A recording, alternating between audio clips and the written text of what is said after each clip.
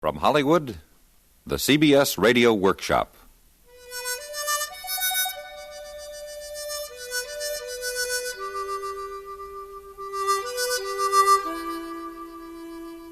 This is a war story. Not Korea, but the other war, World War II. It's about a new kid from the Rebel Depot and a sergeant that's had it. Yeah, I know, but it ain't the same story you've seen in the movies and TV. It's about a harmonica, too.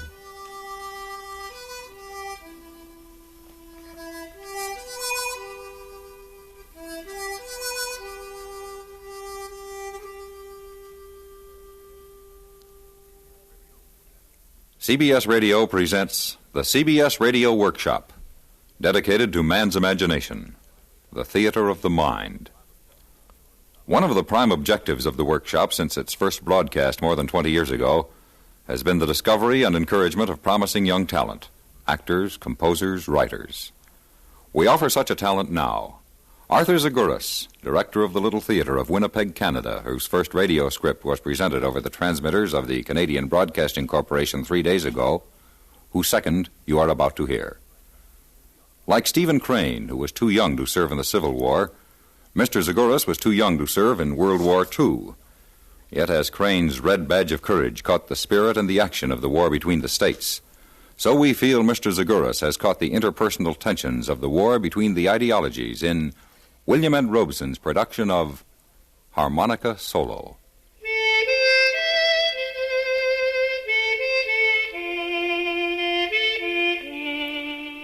I was in the infantry, Charlie Company, 26th Regiment, 1st Division. They called our outfit the Bloody Red One, because our shoulder patch was a red numeral 1 on a shield of green, and, well, because the first bought it in North Africa, had it in Normandy, and gave it away all across France and into Germany. It was a tough outfit, the Bloody Red One.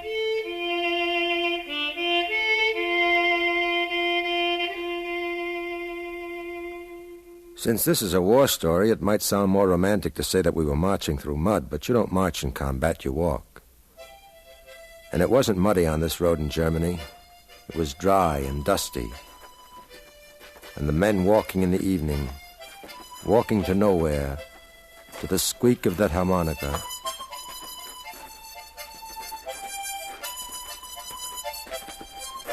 All right, men, take 10. That was Sergeant Stone. We called him Stoney, a good enough guy, but tough. This story concerns him and the kid who played the harmonica. My name's Banyan. I was a corporal then. Oh, I almost forgot the kid's name. We called him Pagliacci, but his real name was Dino Futillo. Okay, Pagliacci, knock off the music. Huh? Knock it off. Why? Just knock it off. You've been playing that thing for the past 5 miles. It's getting on my nerves. Man, does it have a loving heart? You know it. Yeah. Dino? Yeah? Got a butt? No. Just because Stoney won't let you play, that's no reason to take it out on me. Stoney's a creep. He's been needling me about my harmonic ever since we left the rear. 5 minutes after I joined the outfit, he started on me. What's eating him? He's tired. Well, who ain't? Hey, look at him gazing down the road like some general. Yo, Mike. Yeah? Got a butt? Here, take one of mine. Thought you didn't have any. I just found a couple. Thanks. Never mind, Mike. Hey, what's wrong with my playing, Banyan? Nothing. Then why is Stoney needling me? No. Man, nothing beats a good cigarette. Banyan. Jeez, a guy can't take a break. Okay, Stoney. Hey, but Banyan, put in a good word for me, huh? Playing's the only thing that keeps me moving. I'll try it, but it won't do any good. Well, you can talk to him. Banyan on the double. Okay, Sarge, okay. What's up? What was the musician bending your ear about? That why you got me off my butt? No. Look, you see that rise? Which one? I'm pointing right at it, the one past the bend in the road. Yeah. The rise of those funny-shaped trees? I know which one you mean. What about it? Well, get a couple of guys and take a look-see. I'm worried about it. I don't know what's behind it. Get a couple of good guys. How about Mike and that new kid Dino? The harmonica player? Yeah. Okay, but make sure he don't start sucking on that mouth organ. What's wrong with his playing, Stoney? Don't give me a hard time. It's not too bad. Cheers us up, too. I'm sick of his ever-loving playing. It doesn't do any harm. You never know. Now, this road is too quiet. Somebody might hear it. There's nothing doing up ahead. Let's make sure. No more playing. You got it? Sure, Stoney, but the kid's teed off. I don't care. It was okay back in the rear. It didn't matter. I like to make the new men relax. It helps them get over the jitters. I didn't mind then, but now it's different. He likes to play, Stoney. Look, tell him to see the chaplain. What's the matter with you, Stoney? You never used to get scared. Cut it. You're beginning to act like... Cut it, I said. Cut it. And get Mike and Pagliacci on that rise and on the double. Okay, Sarge. And, Banyan. Yeah? I'm sorry. I didn't mean to blow my top. Forget it. Mike. Dino, come with me. Okay. We're going to check that rise over there. Which one? I had the same trouble. That one, see? Oh, yeah? What about it? We're going up to take a look-see. Yeah, did you talk to him? Yeah. Come on.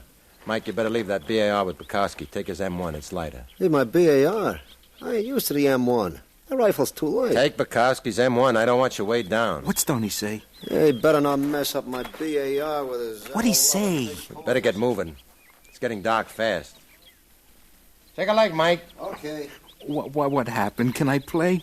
What's keeping you, Mike? I have to scrounge up a couple of bandoliers. Let's shove off. Can't play anymore. Look Huh? at this M1 is cruddy. Come on, Banyan. What'd he say? Oh, Stoney, he's been on my back ever since we left the rear. yeah? What's wrong? He don't like my harmonica. What'd he say, Banyan? He said that you're not to play it anymore. It ain't doing no harm. He doesn't like it. I don't blame him. It stinks. I admit I don't play too good, but it helps the day go by. It's not that bad, but Stoney's right. It isn't a good idea to play it up here. Well, there's nobody around. Oh, no? No. Why do you think we're checking that rise? Pagliacci, you got lots to learn. Nah. Wait till you've been in it for a while, like the Sarge. Stoney's been in it since Africa. And that's a long, long time. So he's an old-time R.A. bum. What's that got to do with it? Sure, he's regular Army, but figure it out. Most guys have been with him, the old R.A. boys. Most of them have had it. They're gone.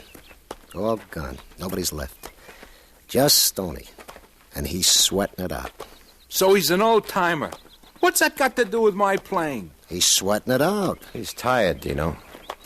We're tired, too, but it's in a physical way. Stoney's tired in another way. How long have you been in combat, Dino? Never mind that, Mike.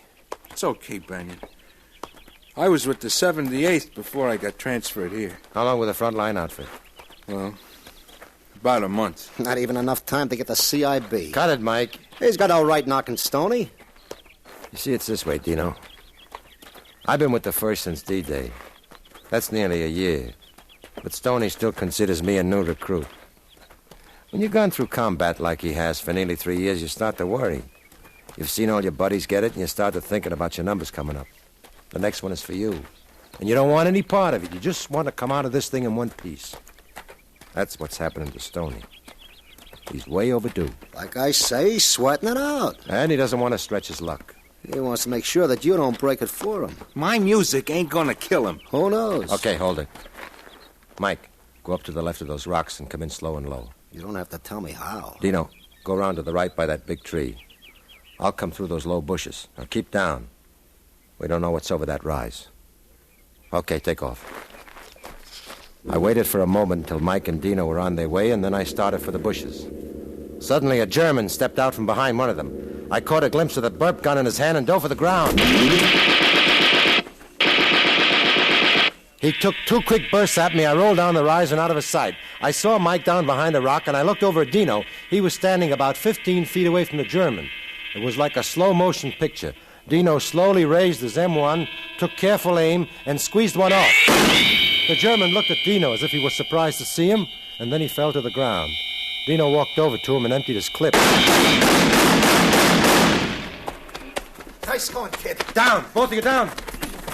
You know better than that, Mike. They heard the shots. Besides, you were standing. I'm covered with his blood. Crawl away, stupid. I can't.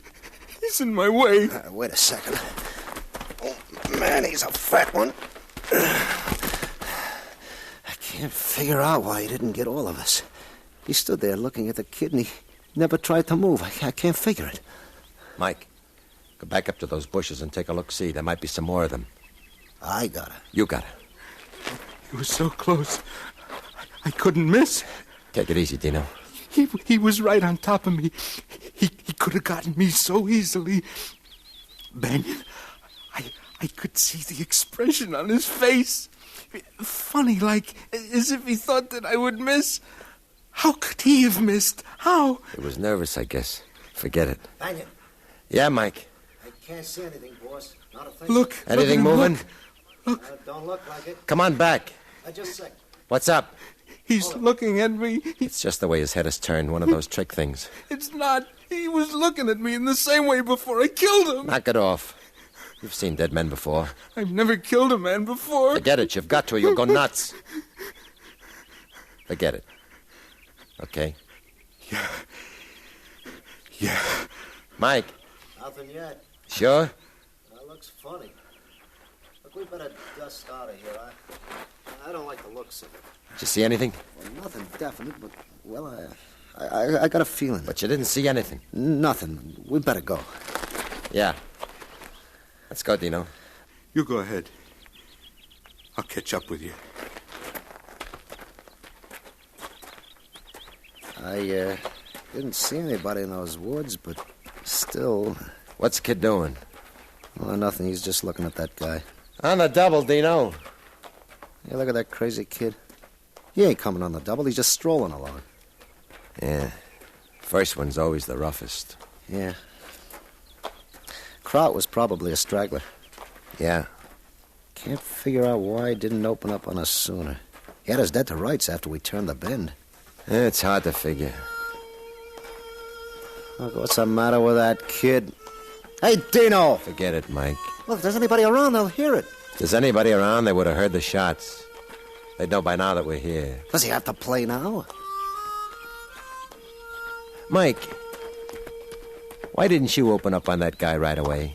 I don't know. Why didn't you? For the same reason that you didn't, Mike. It was the first time that I'd ever seen a man I was about to kill. It threw me for a second. I've never killed a man that was standing so close to me. Have you? No. Yeah, it doesn't happen that way very often. It's never happened to me before. Either I'm firing into a house, a clump of woods, or something, shooting at something I can't see. I never know if I've actually killed anybody or not. I've always felt that I've never really killed a man, but that the killing was always done by the other guy. They always put one blank into the rifles of a firing squad, and the whole squad thinks he was the one that fired the blank. That's the way it is with me. I feel I'm firing the blanks. But when you know that you have to kill a man, shoot him dead, you don't feel like a soldier. You feel like a murderer. That's why we held off our fire, I guess. Yeah.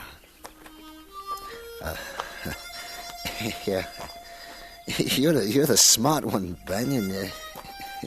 You always figure things. The kid hasn't been in combat very long, but he'll be all right. Sure.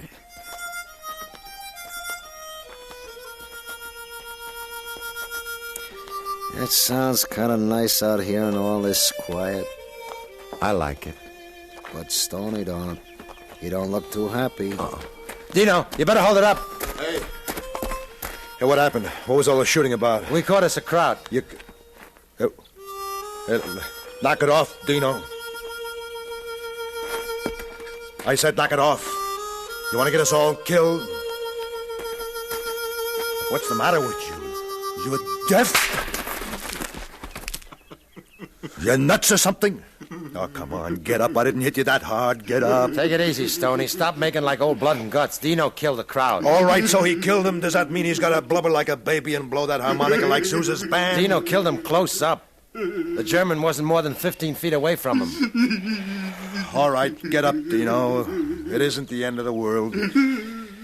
Banyan, did you see anybody in the rise? Only the guy that Dino got, nobody else. I think he was a straggler. Did you look good? Mike did. What do you mean Mike did? I sent you up. I was taking care of the kid. You know Mike can't see so good. I can see as well as Shut anybody. up! Now look, Banyan, I sent you up there to take a look around. You. Not Mike. What's wrong with me? What did you see? Nothing. Great. Nothing. Not a thing. These woods are probably crawling with krauts. And I sent up a nursemaid and a blind dope that... I didn't see a thing, I tell you. Are you sure? What? Well, You're not sure. Well, it's getting too dark. I told you, Banyan. We can fold up here tonight if you don't want to go past those woods. What do you mean? If you don't want to go past those woods, Stoney, this is a good place to hold up. No, we'll go on. Okay, men, on your feet. Banyan, you'll take the point with me. Mike, get your BAR. Dino, you take up the rear. Huh? I said take up the rear, you and Burkowski. Why me? Stoney. Just take it, Dino, and don't ask questions. We'll split up, half on each side of the road and stay in the ditch. Keep low and no gabbing. Don't light any butts. It's too dark. You got that? Yes. And don't fire at anything until you're sure. Well, let's go.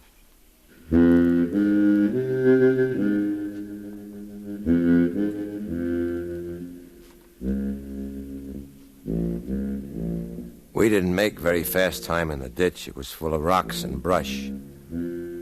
As we passed the bend and the rise, I looked up. And in the light of the rising moon, I could barely see the outline of the dead German against the sky.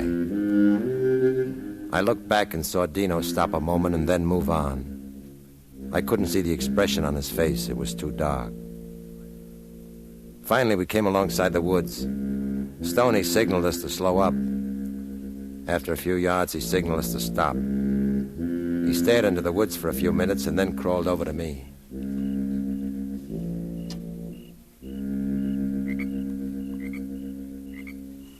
You see anything, Banyan? No. Yeah. Looks funny. Awfully funny. You sure? I don't see a thing. I don't know. We better move on. This isn't a good spot to stop. Look! Damn you, look! Don't be giving me any orders. I told you, Stoney, I don't think there's anybody in these woods. You're as bad as Mike. Why did you send him to look? Why? He's a good man. He's a jerk, and that harmonica player, two jerks. Can I depend upon anybody around here? You, Banyan. I thought you had some time in. And you goof off like this, I gotta pull it alone. Shall we move on? I gotta pull it alone, the whole squad. Let's go. Yeah, I guess you're right. Okay, men, move out.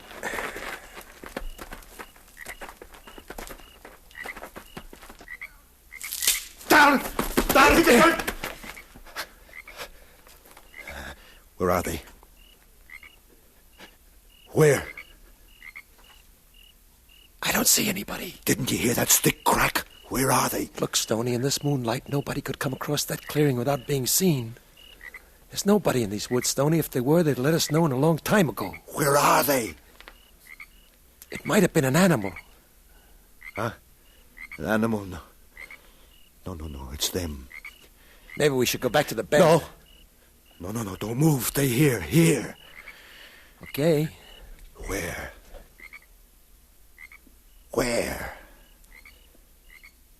Where are they?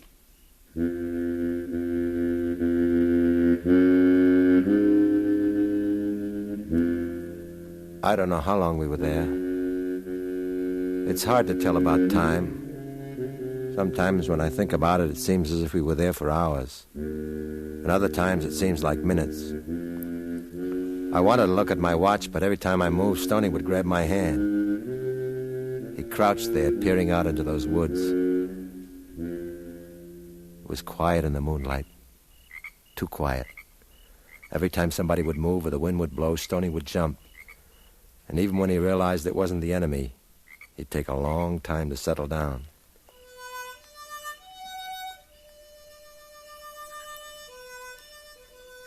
And then I couldn't believe my ears.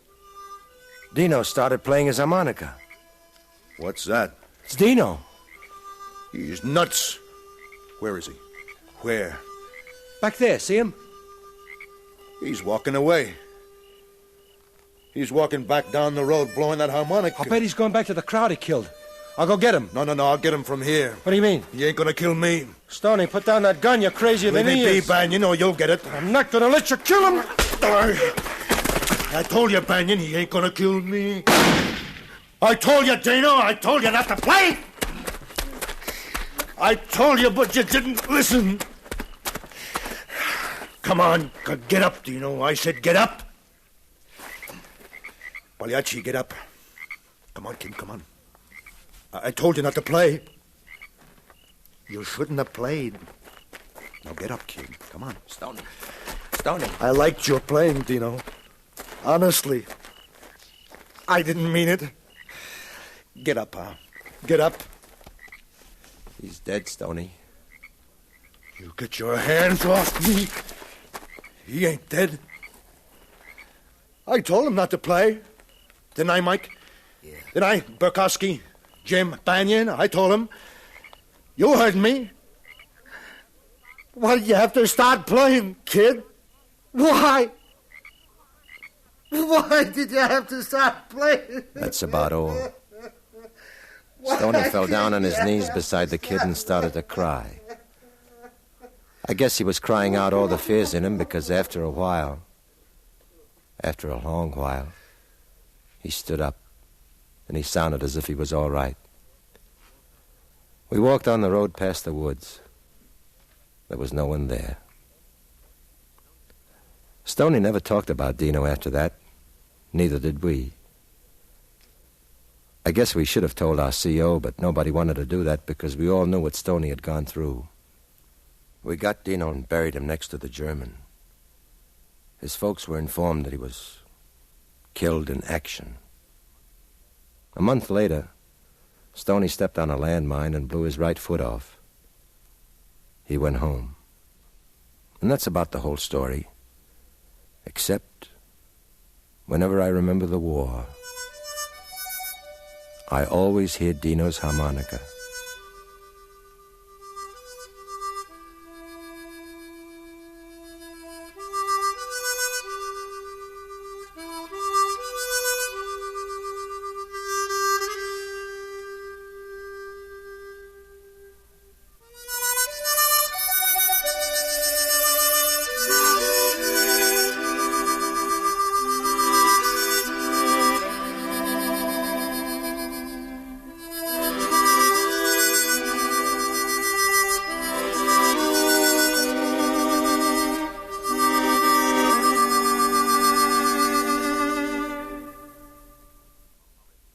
From Hollywood, the CBS Radio Workshop has presented Harmonica Solo, an original play for radio written by Arthur Zaguris, director of the Little Theatre of Winnipeg, Canada.